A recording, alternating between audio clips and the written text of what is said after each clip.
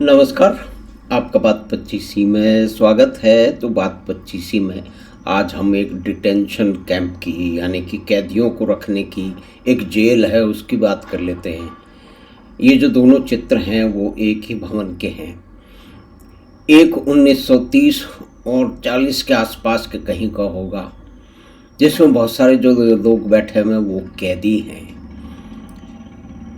भवन वही है, लेकिन दूसरी जो चित्र रंगीन चित्र है वो इंडियन इंस्टीट्यूट ऑफ टेक्नोलॉजी इसी जगह स्थापित है जहाँ पे कभी हिजली डिटेंशन कैंप हुआ करता था।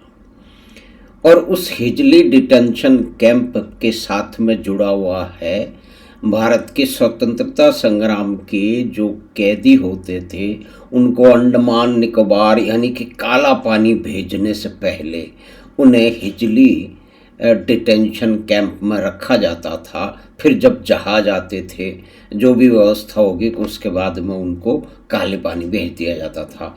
यानी कि काले पानी यानी कि सावरकर, और सावरकर को गालियाँ देने का एक पूरा समूह प्रयास करता रहता है, उस पर कभी अलग से बात करेंगे। लेकिन इस भवन में इंडियन इंस्टीट्यूट ऑफ टेक्नोलॉजी सबसे पहले स्थापित हुआ। निश्चय ही इसका उद्घाटन प्रधानमंत्री श्री जवाहरलाल नेहरू ने, पहले प्रधानमंत्री ने किया, लेकिन इसके अधिक उनका कोई इसमें रोल नहीं है। ये एक फैक्ट है, ये एक स्थापित सत्य है, क्योंकि इसकी योजना आईआईटी की, इंडियन इंस्टीट्यूट ऑफ टेक्नोलॉजी की जिस तरह से कहानियाँ हमें बताई जाती हैं, उसकी योजना श्रीमान जवाहरलाल नेहरू जी ने नहीं की थी। ये योजना तो पहले 1946 में 1946 में ही viceroy council on education, health and agriculture ने बना ली थी। और उसका पर्सपेक्टिव क्या था, उसका इतिहास और उसका कारण क्या था कि द्वितीय विश्व युद्ध समाप्त हो चुका था। अब दुनिया में रिकंस्ट्रक्शन की यानी कि पुनः निर्माण की आवश्यकता थी। यूरोप पूरी तरह से तबाह हो चुका था। उसमें जितने भी एबल बॉडी और पढ़े लिखे थे, या तो वो वहाँ परेशान थे, या युद्ध में घायल थे, या अपनी बहुत सारी समस्याओं से जूझ रहे थे। तो इस क्षेत्र में काम करने के लिए viceroy council on education, health and agriculture ने एक निर्णय किया, और उसके में दो मेंबर थे, एक सर जोगेंद्र सिंह और सर शोभा सिंह। और एक कमेटी बनी जिसके अध्यक्ष थे नलिनी रंजन सरकार, जो कि बंगाल के उद्योगपति थे। तो योजना ये बनी कि इस क्षेत्र में हायर टेक्निकल एजुकेशन की शिक्षा भारत में दी जाए। तो इसमें जो लोग पढ़ेंगे लिखेंगे तैयार होंगे, टेक्निकल एजुकेशन लेंगे, तो वो जितना भी विश्व में पुनः निर्माण का कार्य होगा उसमें शायद वो कोई योगदान दे पाएंगे।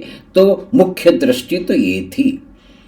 ये परिस्थिति थी द्वितीय महायुद्ध के समाप्त होने के तुरंत बाद। अब ठीक है कि आगे जाके 1947 में जो है वो भारत स्वतंत्र हो गया, डोमिनियन स्टेटस मिल गया। वास्तविकता तो ये है, स्वतंत्र तो पूरी तरह से नहीं हुआ, यानी कि बहुत सारे हमारे इतिहास में घपले हैं, और उसके घपले के कई कारण हैं। खैर, कारणों में आज नहीं जाएंगे। तो हम तो सिर्फ बात यही करते हैं कि एक जो मुख्य भारत के जो है वो टेक्निकल एजुकेशन के हायर इंस्टीट्यूट हैं, उनकी स्थापना में उसके उद्घाटन में तो श्रीमान पंडित जवाहरलाल नेहरू जी का पूरा योगदान था, उन्हें बुलाया गया। लेकिन इसमें जो मुख्य भूमिका थी वो तो viceroy council on education, health and agriculture की थी, जो पहले ही उन्होंने दृष्टि बना ली थी। तो ये तय हुआ था साहब कि 4 जो है वो technical institute of higher learning जो है बनाए जाएं। तो पहला काम बनेगा। तो पहला तो उस समय की जो बात है 1940 के अंत के दशक के अंत की, तो उस समय तो सबसे ज़्यादा इंडस्ट्रियलाइज स्टेट तो बंगाल ही था।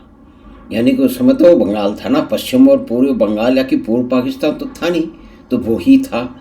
वो आगे जाके क्या उसका हाशर हुआ वामपंथियों के राज में, वो एक अलग कहानी है। यानी कि फर्स्ट इंडस्ट्रियल मोस्ट इंडस्ट्रियलाइज जो क्षेत्र था वो बंगाल था। उसमें इंजीनियरिंग इंडस्ट्रीज की भरमार थी।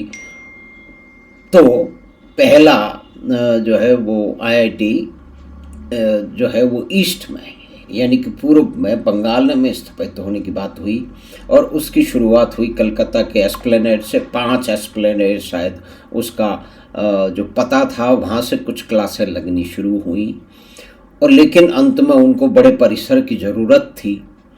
तो फिर जो बंगाल के मुख्यमंत्री थे विधान चंद्र रॉय, सर बीसी रॉय, तो बीसी रॉय ने बातचीत की तो बाद में पता लगा कि ये जो हिजली जो डिटेंशन सेंटर है जिसमें कभी 2 कैदियों को गोली भी मार दी गई थी अंग्रेज सिपाहियों द्वारा और उनके शव एकत्र करने कभी नेताजी सुभाष चंद्र बोस भी आए थे, तो वो खाली पड़ा है, उसका इसके लिए इस्तेमाल किया जा सकता है। तो इसका मतलब ये कि 1951 के आसपास में ये वहाँ शुरू हो गई, उसका उद्घाटन भी हुआ, उसकी नींव भी रखी गई, अलग बिल्डिंग की भी ज़रूरत थी। तो ये एक कहानी है पहले आईआईटी को इस्टेब्लिश करने की और उसके बाद के अंदर फिर दूसरे आईआईटी भी जो है वो स्थापित होते चले गए। तो उनकी एक अलग कहानी है कि किस किस देशों की टेक्निकल और वहाँ की सरकारों की टेक्निकल असिस्टेंस और फाइनेंशियल असिस्टेंट के साथ में वो स्थापित हुए। तो मुख्य बात जो हमें करनी थी वो पहली आईआईटी के इस्टेब्लिशमेंट की थी। वैसे भारत में इंजीनियरिंग शिक्षा का जो है वो आरंभ कोई आईआईटी जो है वो खड़गपुर से नहीं हुआ था, वो बहुत पहले ही 1857 के आसपास हो चुका था। थॉमसन कॉलेज ऑफ इंजीनियरिंग जिसे आजकल आईआईटी रुड़की के नाम से जाना जाता है। तो हमें आशा है कि छोटी सी बातचीत आपको पसंद आई होगी। तो आप चैनल बात 25 को सब्सक्राइब करें और लिंक अपने मित्रों और परिवार के साथ साझा करें। हम आपसे फिर बातचीत करेंगे किसी एक नए मुद्दे, किसी एक विषय पर। तो धन्यवाद, नमस्कार।